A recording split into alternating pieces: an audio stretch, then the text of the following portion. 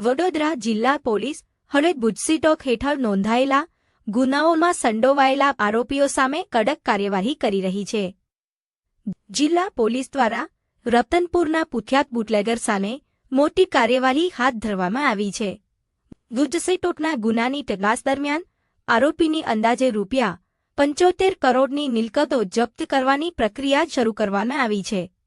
આ સમગ્ર મામલે જિલ્લા પોલીસ વડાએ જણાવ્યું કે ગુનાખોરી કરીને ઊભી કરાયેલી સંપત્તિ કાયદા મુજબ જપ્ત કરવામાં આવશે અને આવા તત્વો સામે આગળ પણ કડક કાર્યવાહી ચાલુ રહેશે. થોડાક મહિનાઓ પહેલા વડોદરા ગ્રામ્ય જિલ્લાની અંદર લાલા જયસ્વાલ રતનપુરનો રહેવાસી એક બુટલેગર ઉપર એક ગુજસીટોકનો ગુનો રજીસ્ટર કરવામાં આવ્યો હતો. તેની તપાસ દરમિયાન પોલીસ દ્વારા એમની જો ગેરકાયદેસર મિલકત જો છે અને જો પ્રોસીડ્સ ઓફ ક્રાઇમ છે તેમની માહિતી ભેગી કરવામાં આવી હતી અને હાલ પૂરતું જો છે 75 કરોડથી વધારેની એમની પ્રોપર્ટીનું આઈડેન્ટિફિકેશન કરવામાં આવ્યું છે અને એમને ટાંચમાં લેવા માટે રાજ્ય સરકારની અંદર દરખાસ્ત કરવામાં આવી છે.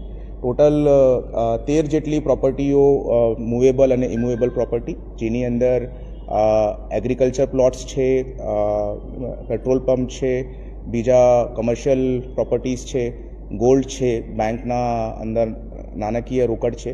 ટોટલ મિલાવીને 75 કરોડ જેટલીની આ દરખાસ્ત હાલ સરકાર તરફે મૂકવામાં આવી છે. સર, ગુજરાતમાં પહેલો કિસ્સો હતો કે જેમાં આટલી મોટી મિલકત ગુજસીટોકના આ પ્રકારના ગુનામાં જપ્ત કરાઈ હોય? આ પહેલાં પણ બીજા એકાદ કેસ છે જેમાં મોટા પ્રમાણમાં મિલકતનું આઈડેન્ટિફિકેશન થયું છે. જામનગરનું એક કેસ છે જેની અંદર ગુજસીટોક હેઠળ એટલી મિલકતની પ્રપોઝલ મૂકવામાં આવી છે. બટ રિસન્ટ ટાઈમ્સની અંદર this is also one of the cases जिसके अंदर એટલી મોટી માહિતી મળી છે. એના બેગમાં જે બેકગ્રાઉન્ડમાં તો અત્યારે તો મિલકત ફ્રી કરી છે, પણ એ કરવાની ફરજ કે એનો ઇતિહાસ શું રહ્યો છે અને કયા કયા મોટા ગુના છે? આની અંદર અગર જોવામાં આવે તો મોટા ભાગની અંદર ઘણા વર્ષોથી આ બુટલેગિંગના ધંધાની અંદર સંકળાયેલો હતો.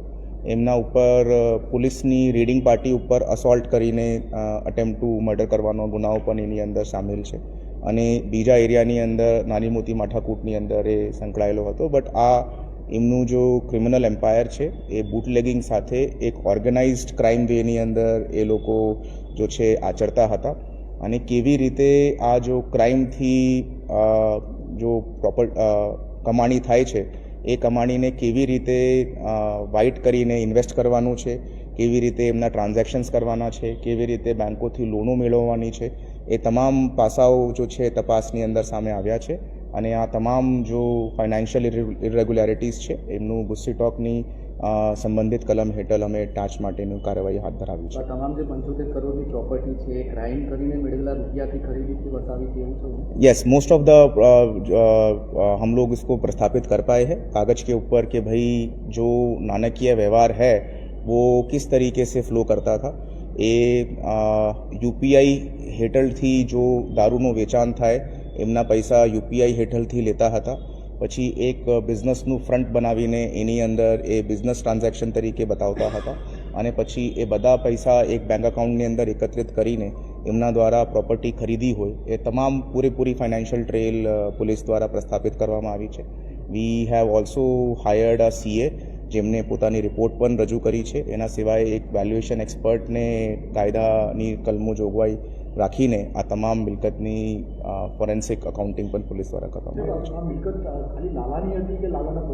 પરિવારના જો આ કેસની અંદર 5 આરોપીઓ બન્યા છે એ તમામ લોકોની અંદર કોઈ પ્રોપર્ટી એમના વાઇફના નામે છે, કોઈ પ્રોપર્ટી એમના સનના નામે છે. જો અમારા ગુનાની અંદર જેટલા આરોપીઓ છે તે બધાના ભેગા થઈને એ ફેમિલીની એટલી બધી મિલકત સામે આવી છે. અને પેટ્રોલ પંપ પણ છે પછી તો મિલકતમાં, તો આની સામે આટલા બધા ગુના હતા તો 2022માં એના પેટ્રોલ પંપને પોલીસ તરફથી પોઝિટિવ અભિપ્રાય કેમ આપવામાં આવ્યો? એની કોઈ તપાસ થશે ને એમાં કોઈ કસૂરવાર હશે તો કાર્યવાહી થશે? એ અમે અત્યારે ચેક કરાવી લઈશું કે કદાચ પેટ્રોલ પંપની અંદર કોના નામે એ લાયસન્સ આપવામાં આવ્યું છે અને શું એમની અંદર કાર્યવાહી કરવામાં આવી છે. That we will identify.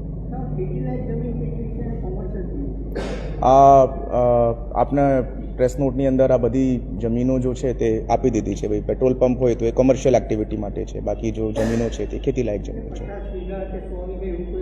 ક્ષેત્રફળ સાથે લખ્યું છે પ્રેસ નોટની અંદર, એ અમે મળાવ્યું.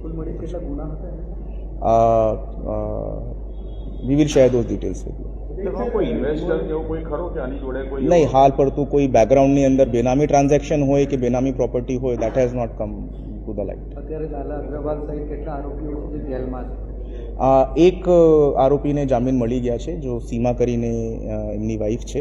બાકી તમામ 4 આરોપીઓ હાલ પૂરતું જેલમાં જ છે અને હાઈકોર્ટની અંદર એમની જામીન અરજી બાબતે પોલીસ ડિપાર્ટમેન્ટ દ્વારા વિગતવારની ફાઇટ આપવામાં આવે છે. ટ્રાન્સમાં લેવા માટેનું પ્રપોઝલ કર્યું છે, કોઈ ડિમોલિશન કરવામાં આવશે ને પ્રોપર્ટીનું? એ અત્યારે આ પ્રોપર્ટી જો છે that has been establish through proceeds of crime. આ પીઓસીની પ્રોપર્ટી છે. અગર કોઈ પ્રોપર્ટી ગેરકાયદેસર હશે, જો ત્યાં કોઈ નિયમોનું ઉલ્લંઘન કરીને બનાવવામાં આવતી હોય, તો એને અમે પછી ડેમોલિશન એમનું કરાવશું. એ બાબતે અમે કલેક્ટર સાહેબને લખી દઈશું કે ભાઈ અગર એ ખરેખર ખેડૂત છે કે કેમ, and he will do the નીડફુલ from his office.